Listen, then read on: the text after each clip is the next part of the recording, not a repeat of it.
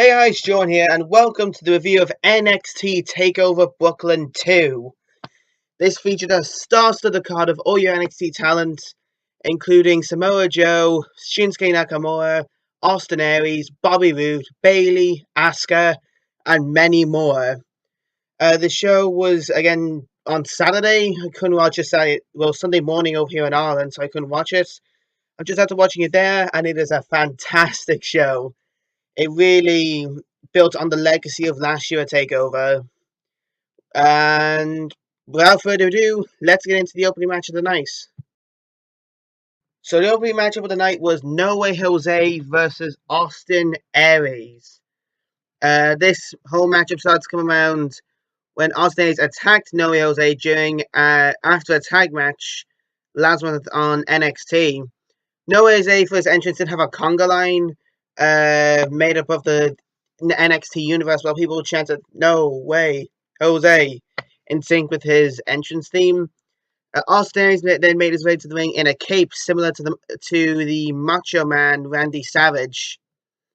Both of us received massive cheers from the crowd. I just want to say the crowd was absolutely hot for this takeover. 15,000 strong, packed in the Barclays Center in Brooklyn, and it was an unbelievable atmosphere. Aries looked very confident ahead of the match. He offered a handshake, which Jose accepted and then slapped him one. Both men then hit each other with wicked attacks in the early stage of the match, with Jose ramming Aries into the apron.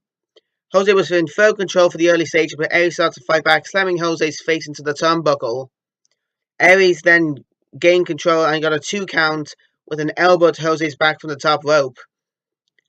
Jose was locked in the chin lock. He powered out, but Aries got another 2 count after a splash. Jose started to fight back with strikes and threw him over the top rope. Jose rammed Aries' head into the turnbuckle and hit him with two chops and a back body drop. Jose had majority control in the match, but Aries started to fight back with a shin breaker STO combo. He locked in the last chicanery, or it's not last chancery, sorry, but Jose made it to the ropes. The crowd was, the crowd was absolutely wild for the match. Both men were striking each other before Aries made a mistake, and No Way Jose hit him for the TKO for a 2 count. Jose then went for a full Nelson slam, but Aries threw No Way Jose out of the ring and met him with a suicide dive. And there was a lot of suicide dives and stuff like that in this. I mean, I have no problem. I love suicide dives. But it was a mad match. And a mad show as well. Aries then hit a neck break into the second rope. He went for a suplex, but Jose powered out into a brain buster for a 2 count. No Way Jose got the better of an exchange and went for the full Nelson slam again, twice actually. But Aries powered out into a crucifix powerbomb. Then Aries hit a dropkick in the corner for another 2 count. Then he went over to the top rope.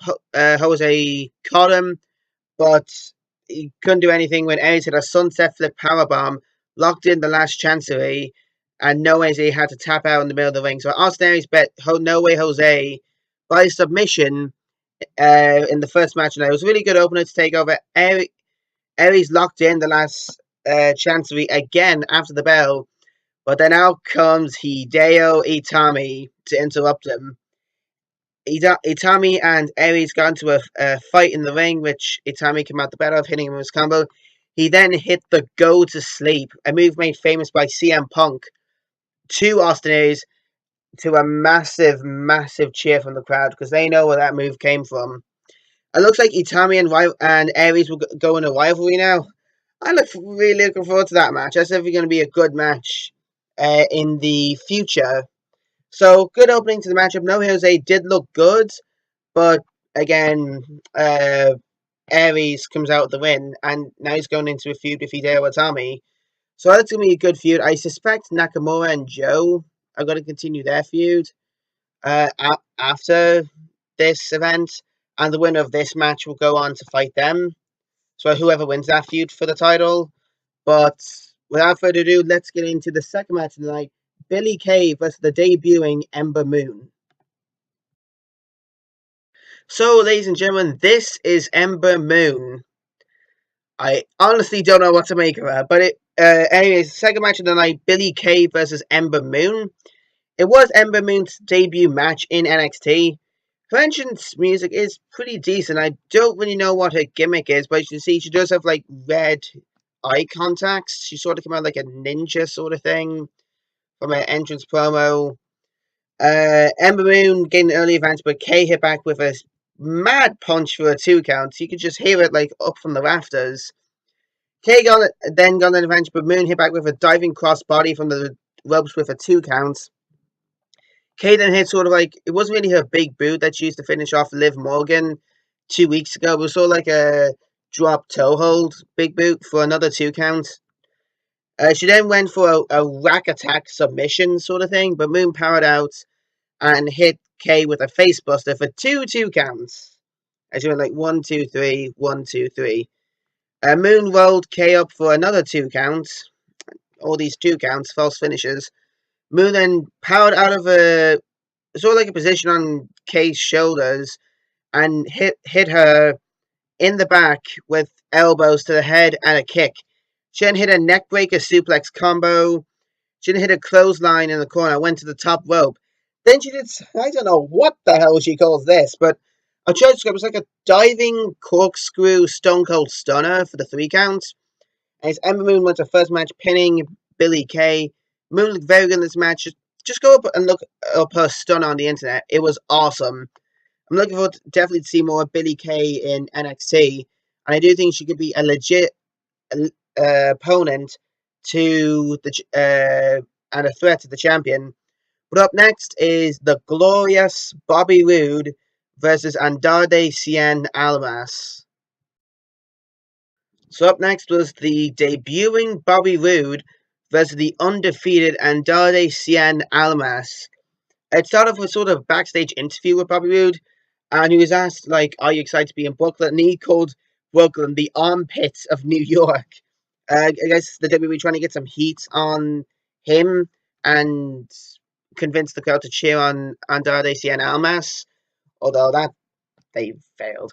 Bobby Roode entered first, and his entrance was, how can I describe it? It was glorious. He descended from the rafters with the crowd singing to his theme. A glorious first entrance for Bobby Roode, and the crowd was firmly on his side throughout the entire match. Andrade Cien Almas entered next. People were actually booing him. Everyone was firmly in Roode's corner. The crowd were chanting, "This is glorious," instead of "This is awesome," and I found that pretty funny. Roode gained an early advantage. He tried to throw Almas out of the ring, but he caught himself in the ropes and went on the offensive with a springboard Hurricane Rana with Roode rolling out of the ring.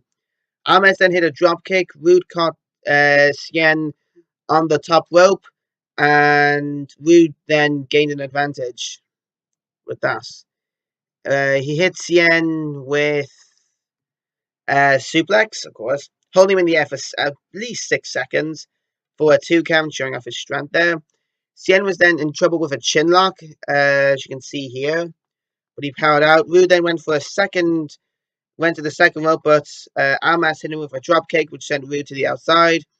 He then hit Roode with a springboard corkscrew crossbody on the outside and inside the ring for 2 counts. He got another 2 count after a face buster. Almas then went for his like 2 knees in the corner on Roode, but he was met with a stiff clothesline for a 2 count. Roode then set Cien on the top rope, but Almas powered out. Roode hit a German suplex off the top rope, but Cien landed on his feet. He then hit a German of his own for a 2 3/4 counts.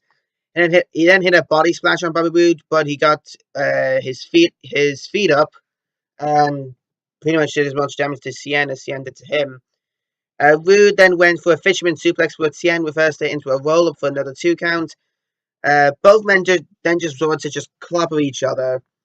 As then Cien came out the better of that exchange. He had his 2 knees in the corner, went for his DDT, but Roode powered out with an uppercut. Both men countering move after move until Roode hit a spine buster on Almas. Roode then hit his glorious bomb for the win. To be honest, his glorious bomb, it's not looking like the best finisher. Like the King Shao Sha, or the Bombe Knee as I'm going to call it, looks devastating. The muscle buster looks like you have full light on your neck or spine. That's not a good sign to be a spine. And it's up high because Smojo's a big fella.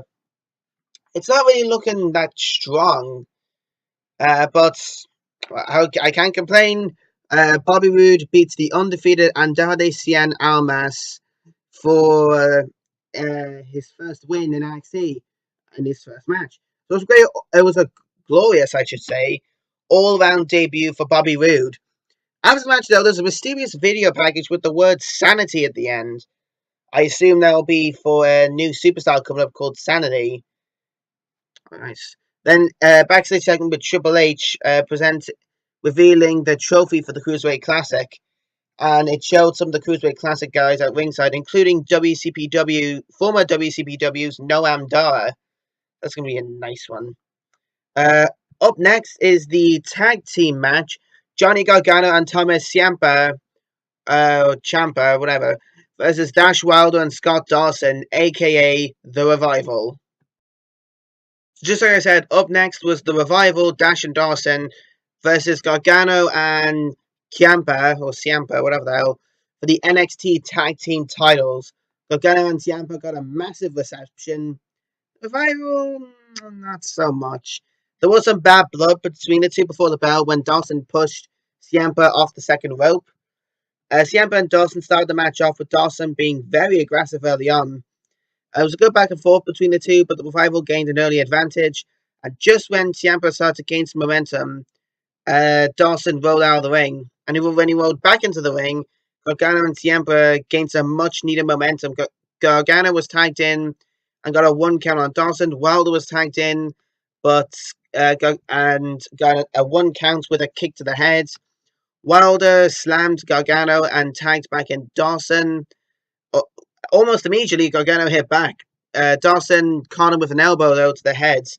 The Revival gained some momentum until all hell broke loose, like it always does in these tag matches, with Gargano and Ciampa standing tall after suicide dives and like a flying knee sort of thing on the two Revival men. After all the chaos pretty much went over, the Revival hit back with an elbow drop, body drop combo with a 2 count on Ciampa. Both men unloaded on Ciampa in the corner. Drop hold, toe hold, and elbow by Dawson for a 2 count. Ciampa was locked in a chin hold by Dawson. The Revival, what they seem to do, they managed to cut the ring in half and separate the two tag partners, Gargano and Ciampa, which is a very nice thing to do. But Ciampa tried to get to Gargano, but taking out both men, but Dawson attacked Gargano before the tag could be made. The Revival then again cut the ring in half and maintained control. They got in multiple 2 counts on Ciampa. Ciampa was pretty much trying desperately to tag his partner, but Dawson locked him in another chin lock. Ciampa powered out, but Dash Wilder distracted the ref. So when Gargano was tagged in, the ref didn't see us. And while the ref is taking care of Gargano, Revival hit that, an elbow drop backbreaker combo for yet another 2 counts on Ciampa. Dawson hit more attacks, but Ciampa tightened Gargano. He took it to both Revival men and hit a zigzag for a 2 count on Dawson. Gargano nearly had it won when he hit a spear on Dawson. He then hit a DDT on Gargano and after a tag to Dash for 2 counts. Then Gargano rolled up Dawson for another 2 counts but Gargano then tagged in Ciampa and he locked in an armbar on Dawson. Dash broke it up and Gargano broke up a double team move by the Revival while Ciampa rolled up Dawson for 2 counts. Ciampa and Dawson then broke into a brawl with Ciampa getting the better out of the two. Dash was tagged in, but he fell victim to knees by Ciampa. They hit their knee. Ciampa and Gargano hit their knee and kick combo for what they thought was a 3 count, but the referee saw that Dash got his foot on the ropes. Well, really, he didn't really get his foot on the ropes. Dawson put his foot on the rope, so it didn't stand in the match, then continued. They went for a powerbomb suplex combo, super kick sort of combo, but also pulled Ciampa out of the ring and sent him into the ring post. That was basically it for Ciampa there. Revival then got back in control after Dash walloped Gargano in the back of his leg. They used the move. It was sort of like a figure four and a coup de grace stamp on the leg, and it actually put Big Cass, with Colin Cassidy with him and Enzo. That put him out of action for a long time apparently. And Dawson locked in reverse figure forelock for the win. So the Revival retained their tag titles via submission versus Johnny Gargano and Tommaso Ciampa. To be honest, this is one of the best tag matches I've ever seen. It was good tactics by both teams, good action, pretty much everything you want from a match. It was unlucky for Gargano and Ciampa as they performed very well in the match. The crowd, 15,000 strong, gave the two a standing ovation after the Revival exited. So it was a pretty awesome match, but up next is the penultimate main event, and it's the women's champion Asuka putting her title on the line against Bayley. So up next was Bayley versus Asuka for the NXT Women's Championship. What's cool, I think the three other horsewomen, Sasha Banks, Becky Lynch, and Charlotte, were in the crowd cheering on Bayley, their fellow horsewoman. I was really excited and curious for this match, to be fair, because I was interested if this match could top their Takeover Dallas match, since that was a pretty good match. The crowd was massively behind Bayley as she made her entrance, and the crowd was mixed at best for Asuka. Asuka had a cool entrance, like a white cloak thing, as well as like a new fur coat sort of thing. And Bayley's entrance was cool as well, with the waving on inflatable tube men at the entrance ramp and behind her in the ring. Asuka was very confident in the early stages. She seemed to have a bit of a swagger sort of thing with her. There was a test of strength at the start, and Bayley gained some momentum with some early one counts on the champion. Bayley then was hit by several knees from Asuka when she dived off the second rope. That was the first one. Then just hip attacks, gaining some momentum. Hip attack in the corner, and then Asuka got a 2 count. Bayley then hit back with she slammed Asuka's head into the turnbuckle, but Asuka retaliates with the same move to greater effect. Then with some vicious kicks to the head, like mad kicks, she again got a 2 count. Bayley started to fight back with the same turnbuckle strikes and a suplex. And then she did her elbow clothesline knee drop combo for a 2 count.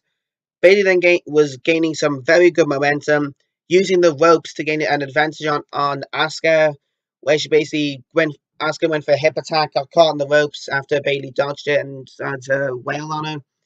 She then performed a diving crossbody for a 2 count. Unfortunately, she went to the top rope to do another crossbody, where Asuka countered and hit her and kneed her in the head, I guess, for a 2 count. Asuka then tried to hit a superplex on the top rope, but Bayley slipped out and hung Asuka upside down in the corner and connected with an elbow drop for a 2 count. Bayley then hit a running knee, sort of like a running knee to Asuka, and the champ retaliated with another hip attack. The challenger then hit a big boot, but Asuka locked in a stretch muscle submission, which basically just stretched one of her muscles in her leg. But Bayley powered out with a pin attempt, and after a couple of near falls, Asuka locked in an ankle lock on Bayley. Bayley then legit kicked out the ankle lock, and Asuka was kicking the challenger, but Bayley caught one of those kicks, and she asked Asuka to punch her. So Asuka did just that, but she countered one of them into a power slide pin for a 2 count. Bayley then acted very aggressively during an exchange, where she won. She hit a version of the Styles Clash, but Asuka kicked out.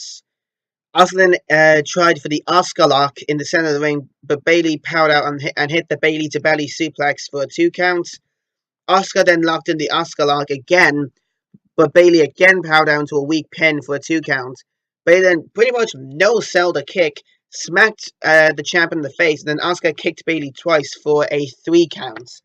So Asuka retained her NXT Women's title via pinfall against Bayley. It was a very, very good match. If I had to recommend three matches for you to watch. Just watch the final three matches; they're unbelievable. It was unlucky. It was a very good match. Unlucky for Bailey, as but in this match, and I honestly think this match tops their Takeover Dallas match. I don't know if it tops Bailey versus Sasha Banks from last year, but it was still a fantastic match. Asuka then helped Bailey to her feet, and the two hugged in the middle of the ring. And as you see there, Bailey raised Asuka's hand in victory. And I honestly think this is Bailey's time in NXT. I think her time is up. I think that she's going to go to the main roster. Whatever brand gets her, they'll get a great addition to their women's division, and a very popular one. I think Bailey can pass John Cena in terms of popularity. The crowd then chanted, "Thank you, Bailey," and she hugged her fellow horsewomen and her sort of like, uh, the little girl that's always dresses as Bailey that goes around with her to every match. Yeah, she hugged her. Then she went to the back as the crowd cheered her house. So it was a very sad. It was a bittersweet ending. It was very sad because Bailey's been in NXT since pretty much the beginning. She's been there for like 2 years now, so I think it's about time that she's earned her call up to the main roster, and I can't wait to see her there. But up next is the main event for the NXT Championship. So, ladies and gentlemen, it is time for the main event of the evening. The NXT Champion Samoa Joe versus the King of Strong Style, Shinsuke Nakamura, for the NXT Championship. Nakamura entered first, and I thought Bobby Roode's entrance couldn't be topped. I was dead wrong. Nakamura's entrance was better than glorious, to be fair. The crowd was madly in Nakamura's corner, full stop. They just wanted him to win. For Nakamura's entrance, we had like some guy playing the violin to Nakamura's song, and it was so cool. Then Samoa Joe just had a normal entrance, his classic entrance. Some people did cheer a bit for Joe. They were chanting Joe, Joe, Joe, but the majority of support was with Nakamura. Joe had the strength advantage in the match, but Nakamura used his speed advantage to keep Joe at bay in the early proceedings. Joe was, however, on top early on, working on Nakamura's arm. He took down Nakamura, then took down Joe, but he powered out. Nakamura was sort of playing mind games with Joe, but Joe was just like, enough of this. He just shoved him away. And Nakamura then used his knees to keep Joe at bay, his famous knees. Joe then baited him outside the ring, but Nakamura rammed Joe's head into the edge of the ring, and we all know that's the hardest part of the ring. But Joe then powered back with a vicious chop. Joe then waited until the count of 9 to re-enter the ring. You have to remember, Joe did have the champion's advantage, so if he did get counted out, he would still have the NXT title. Joe then did a splash and his Insiguri combo in the corner to the challenger. He decided not to pin him there, and Nakamura kicked Joe in the head, but he dodged a knee to the outside, and by Nakamura, and the King of Strong Style banged his knee on the concrete floor. Joe then surprised everyone by hitting a suicide dive on Nakamura. It was honestly immense. It was amazing. Joe then threw his challenger into the ring for a 2 count. Every time Nakamura seemed to get some momentum, Joe hit back with an absolutely crazy ass move. Joe then got another 2 counts after an elbow drop. Then just started kicking away at Nakamura. Joe went back to Nakamura's shoulder, then hit a powerbomb for a 2 count, and that transitioned from a Boston Crab to the STF to the Crippler Crossface. Nakamura then hit back with a pin attempt and an Insiguri. He gained some momentum with his own kicks of his own. He was hitting knees and kicks and all that in the center of the ring and in the corner. Joe then hit an atomic drop and a boot. Nakamura dodged a splash by the champion and locked in the guillotine on Joe. It's all like a throat lock sort of thing. Nakamura then hit Joe with his knees to the head after Joe attempted a Samoa drop. Joe then slammed Nakamura to the mat and set up the muscle buster, but Nakamura fought out with a second rope drop kick. Joe got the better of an exchange, and after he hit a clothesline, a mad clothesline, Nakamura did like a flip. Joe got caught by Nakamura, but Nakamura just couldn't stitch in an armbar or triangle choke. Joe then locked in a clover leaf on Nakamura, but Nakamura got to the ropes. Then Joe tried the coquina clutch, but Nakamura then powered out, only to be met with a kick to the head for a 2 count. Joe then locked in the coquina clutch, but Nakamura used his long ass legs to get to the ropes. Joe then went for the muscle buster, but Nakamura kicked out and hit a German suplex on Samoa Joe, and I was like, whoa. Nakamura then went for the bomb AA knee, but Joe reversed it into a scoop slam for 2 counts on the challenger. Look, I know the WWE's name's called the King Shaosha, but I don't care. I'm just gonna call it the bomb AA knee since that's what it's called over New Japan. It sounds a lot cooler. Joe then went for the muscle buster again, and he connected for a 2 count. Nakamura then kicked out of a muscle buster, the same move. Yeah, he kicked out of the same move that won Joe the NXT title against Finn Balor at a house show. Joe then went for a second muscle buster, but Nakamura countered into the bomb AA knee for a 2 count. And that bomb AA knee, it actually legit broke Samoa Joe's jaw. I'm not kidding. I read up on this afterwards, and he legit broke his jaw with that move. Like, you can see afterwards, he was holding his jaw. He was screaming in pain. Even after the match, the referee held up the X symbol, and that means like this guy's legit injured. Get some medical assistance. But Nakamura then hit another bomb AA knee, and that's the bomb AA you can see there for the win. The King of Strong Style, Shinsuke Nakamura, is now the King of NXT. Nakamura beats Samoa Joe to become the new NXT champion. What a match, what a takeover, and what a night for Shinsuke Nakamura. So guys, that was it for NXT TakeOver Brooklyn 2. I'm not really sure if it's better than the original NXT TakeOver, but it was definitely a very, very good show. Better than NXT TakeOver Dallas, to be fair. Nakamura standing tall. Bayley's final match in NXT ending in an absolute blinder. The tag team title match, one of the best I've ever seen. Bobby Roode completely dominating Almas, and it was a great match.